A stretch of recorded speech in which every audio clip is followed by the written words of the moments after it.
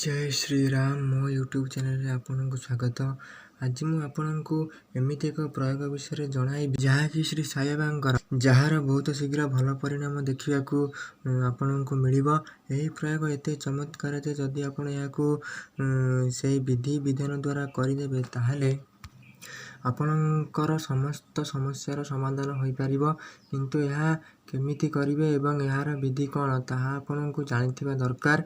जो लोक माने साई बाबांको भक्त से माने बहुत भल भाव जानिचंती जे साई बाबांको विषय एमिति किछि तथ्य एवं मंत्र प्रयोग विषय ताहा बहुत अधिक फलप्रद होइथाय। किंतु बहुत लोक गुरु रूप में साई बाबांको पूजा करिथांती एवं गुरुवार दिन साई बाबांको प्रियवार होइथाय। भगवान साई बाबांको सब धर्मर लोक गुरुवार दिन ही पूजा करिथांती। बंधुगण यही जो प्रयोग आज मु आपन को जणाइबि ताहा बहुत चमत्कारी रूप में कार्य करिथाय।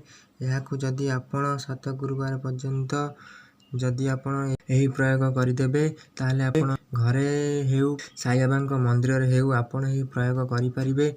यह एक छोट प्रयोग किंतु बहुत शक्तिशाली। याकू जे कही करिथांती सेमानंकु स्वयं साई बाबांको दर्शन होइथाय। स्वप्न हेउ किंबा कोनोसी भी रूप रे किंतु निश्चिंत रूप रे दर्शन मिलिथाय एवं ताहार सबु इच्छा एवं मनस्कामना पूर्ण होइथाय। एमिति एक चमत्कारी प्रयोग कि याकू जे केही भी करिचंती सेमानंकु केबे भी निराश हेबाकू पड़ी नाही।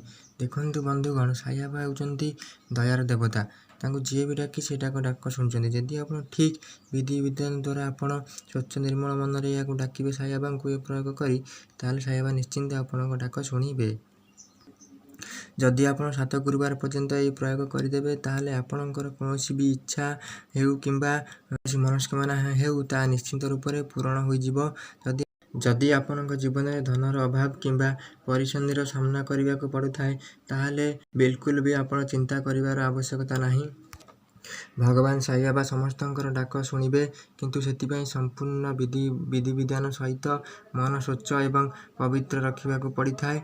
ता सहित अन्य को सहायता करिबा, गुरु पूजन मानकु सेवा करिबा, काहारी को बिना कारण कष्ट न देवा एवं काहा को छोट करी न कहबा एही सब कर्म करिबा को पड़िथाय। जदि आपण एही सब काम करिदेबे ताहले आपण देखिबे एवं अनुभव करिबे जेतेबेले भी आपण किछि विपदरे पड़िबे ताहले देखिबे साई बाबा आपणक पाखरे अछंती। एतिपई आमे आपणकु केतोटी मंत्र कहिबु। जे मंत्र आपणकु ठीक लागिबो ताहा आपण जप करि परिबे। एही मंत्र रु जे मंत्र आपणकु भल लागिबो सेही मंत्र को लगातार 7 गुरुवार पर्यंत जप करिबा को पड़िबो। जप पई आपणकु तुलसी मालार आवश्यकता पड़िबो। आपणकर जहा भी समस्या अछि सेही समस्या आपणकु साई बाबांक सम्मुखरे कहिबा को पड़िबो। तापरे जे मंत्र आपणकु भल लागिबो सेही मंत्र को आपणकु साई बाबांक पाखरे साई बाबांक सम्मुखरे संकल्प करी कहिबा को पड़िबो जे मु एही मंत्र को प्रतिदिन 1 माला माने 108 बार 7 गुरुवार पर्यंत जप करिबी। किंतु यहा को स्वच्छ मन रे करिबा को पड़िबो। लगातार आपण को 7 गुरुवार पर्यंत यहा को करिबा को पड़िबो। यहा को आपण जेकोसी गुरुवार रु आरंभ करि परिबे।